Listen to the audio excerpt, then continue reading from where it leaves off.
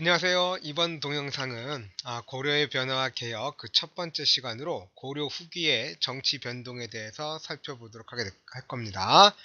자, 이번 시간의 학습 목표는 먼저 무신정변의 배경과 그 전개 과정을 알 수 있어야 될 것이고, 특히 두 번째 거 중요하다. 자, 무신집권기의 지배기구의 변천 과정, 그 무신집권을 떠받들었던 그 지배기구는 무엇이 있었고 어떤 역할을 했는지 그거를 꼭 알 수 있어야 될 거야. 자, 세 번째로 무신집권기에 다양한 농민과 천민의 봉기가 일어나게 되는데 그 특징까지 살펴보도록 합시다. 자, 먼저 무신 정권의 등장, 바로 무신 정변에 의해서 일어난 것이지. 1170년 무신들이 쿠데타를 일으킨 거야. 정변을 일으킨 거지. 자, 이 무신 정변이 일어나게 된 배경부터 살펴보면, 먼저 당시 왕이었던 의종의 실정과 향락에 있었어. 그 의종은 정치에 관심을 잃고 매일매일 문신들과 함께 술만 퍼마시고 있었고, 이 무신들은 그렇게 술 먹고 있을 때 옆에서 호위를 하고 추위에 떨어야 했다는 얘기지. 당연히 불평불만이 컸을 수밖에 없겠지. 그리고 이미 그 얘기를 했었지만, 고려는 숭문천무, 즉 문을 숭상하고 무를 천대했단 말이죠.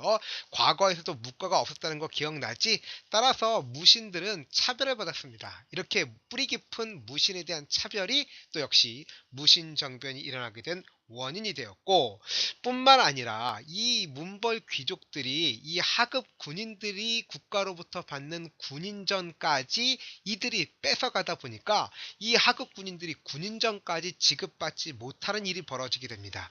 따라서 이 그 군인들도 불만을 갖게 되었고, 이것이 원인이 되어서 무신정변이 일어나게 되는 것이죠. 자, 그 시작은요, 그 의종이 문신들과 함께 보현원이라고 하는 곳으로 이제 행차를 하게 되는데, 그때 그것을 기회로 해서 정중부와 이의방과 같은 무신들이 정변을 일으킨 거야. 자, 그래서 왕을 호위하고 있는 환관과 문신들을 다 제거를 하고, 왕은 그 의종은 폐위를 시키고, 그 의종의 동생을 왕으로 삼아서 명종으로 세운 거지. 그리고 모든 권력을 장악하게 된 거야. 이게 바로 무신정변이지. 자, 이 집권한 무신들은 이제 자신들이 이제 정치를 하겠죠. 문신들은 다 제거를 했으니까 무신들이 정치를 해야 될 거 아니야. 그러면 일단 최고 정치 기구가 필요하겠지. 자, 고려 시대의 무신들은 중방이라고 하는 회의 기구가 있었어. 뭐라고? 중방. 자, 중방은 원래부터 있었던 무신들이 모인 회의 기구야. 바로 이 중방을 통해서 이제 그 정치를 하게 되는 것이. 따라서 초기 무신 집권기의 최고 정치 기구의 역할을 했던 것은 바로 중방이었다는 거야. 그걸 꼭 기억을 하도록 하고. 자, 그런데 이 무신들이 말이지, 서로 죽고 죽이는 정권 쟁탈전을 해. 자, 무신 정변을 실질적으로 이끌었던 이의방이 날뛰는 거지. 지 맘대로 아나무인격으로 막 행동을 하고, 권력을 자기 맘대로 농단을 하고, 심지어는 자기 딸을 태자비로 만들려고 막 하는 그러한 만행을 저지르다 보니, 바로 이의방의 상관이기도 했던, 또 함께 무신정변을 일으켰던 정중부가 이의방을 죽이는 거야. 또 정중부 역시 그 정중부의 아들 정균과 함께 또 권력을 가지고 횡포를 부리니까 청년 장군이었던 경대승이 또 정중부를 죽이지. 자, 그런 경대승이 병으로 일찍 죽으니까 이의민이라는 사람이 집권을 하게 되는데, 근데 이 이의민이라는 사람이 매우 독특한 사람이야. 자, 이의민은 그 아버지가 상인이었고 엄마는 절의 노비였단 말이야. 따라서 고려 시대에는 부모 중에 한쪽이 노비이면 무조건 노비이기 때문에 이의민의 신분은 뭐라고 할 수 있어? 노비야, 노비. 그 노비였던 천민이었던 이의민이 바로 고려의 최고 권력자가 된 거야. 자, 이런 일까지 벌어지니, 자, 저 고려 사회는 아주 변동이 심했던 그러한 사회라고 볼 수가 있겠지. 자, 그 이의민이, 천민 출신의 이의민이 권력을 장악했다가 이제 최충헌이라고 하는 또 다른 무인이 이의민을 죽이고, 다시 최충원이 집권을 하게 됩니다. 그래서 4대 60년간의 이제 최씨 정권이 수립되게 되는 거야. 자, 최충원이 집권한 다음부터는 무신들 상호 간의 정권 쟁탈전이 사라지고 어느 정도 안정된 그런 최씨 정권이 수립되지. 자, 최씨 정권은 최충헌, 최우, 최항, 최의까지 4대 약 60년간 지속이 됐는데, 자, 그러면 이 최씨 정권을 떠받드는 그러한 그 지배 기구가 있었겠지. 자, 그거를 좀 알아둬야 돼. 자, 우리 두 번째 학습 목표니까 잘 기억하도록 하자. 자, 최충원은 종래 중방을 대신해서 최고 정치 기구로 교정도감을 설치했어. 뭐라고? 교정도감. 밑줄 쳐야 돼. 자, 교정도감을 설치를 했고, 이 교정도감을 통해서 국가의 주요 주요 정책을 결정하고 집행을 했습니다. 또한 그 또 다른 무신들이 이 최충헌을 제거할 수 없도록 사병 집단을 만들었는데, 이것이 바로 도방이었어.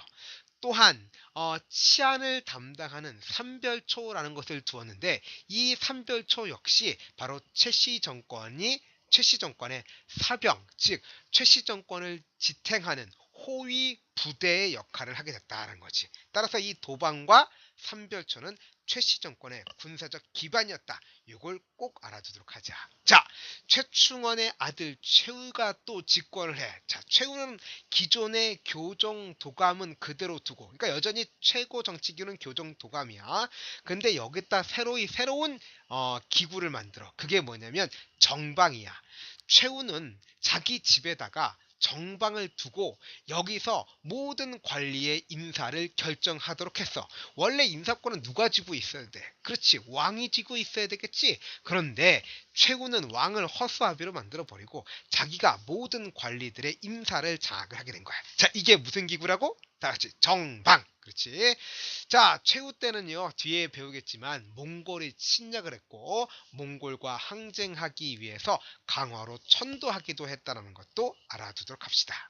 자, 이렇게 유지되던 최씨 정권도 최의의 때가 이르게 되면 결국 최의가 바로 김준에 의해서 살해되면서, 자, 60년간 지속되었던 최씨 정권도 무너지더라라는 거죠. 자, 한편 이러한 무신집권기, 자, 무신집권기는 1170년에 무신정변이 일어나서 1270년에 개경으로 환도할 때까지 딱 100년 동안 지속이 됐습니다.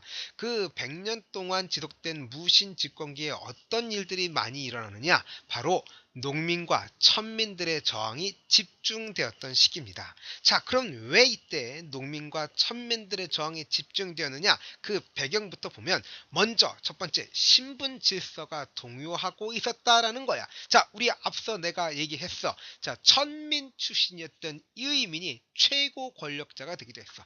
이러한 신분 이제 동요 현상도 나타나게 되면서 이런 신분 질서가 동요하게 되는 것이고, 따라서 하층민들도 이러한 사회적 분위기에 편승을 해서 신분 상승을 이룰 수 있다라고 하는 기대감이 커지게 된 거죠. 자, 또한 무신들이 백성을 돌보는 그런 정치를 한 것이 아니라 여전히 무력을 통해서 백성들을 수탈하는 이러한 무신들의 횡포도 결국은 농민과 천민의 저항이 일어나게 된 원인이 된 것이고, 또 무신 출신의 지방관들이 경제적으로도 세금을 많이 걷는 등, 또 토지를 뺏는 등 바로 농민에 대한 수탈이 심화됐기 때문에 이 시기 농민과 천민의 저항이 많이 일어났다는 거야. 그럼 대표적인 농민들의 봉기 알아둬야 되겠지. 자, 공주 명학소라는 곳에서, 자, 우리 소는 우리 그 고려 시대의 특별 행정구역이라고 했지? 향, 부곡, 소. 그래, 맞아. 그 소야. 자, 그런데 향과 부곡은 보통 농민들이 거주했고, 소는 수공업자들이 거주했던 곳인데, 이 공주 명학소에서 망소의 형제가 봉기를 일으킨 거야. 난을 일으킨 거야. 그래서 충청도 지역을 휩쓸기도 했지만 결국은 진압이 됩니다. 자, 한편 경상도에서는 김삼이라든가 효심인 농민이 효심이라는 농민이 이제 봉기를 해서 경상도 일대를 휩쓸기도 했었죠. 역시 또 진압이 됐습니다.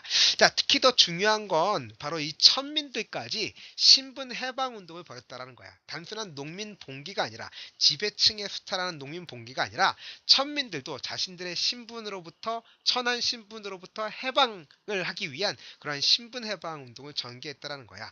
이것이 바로 만적의 난이야.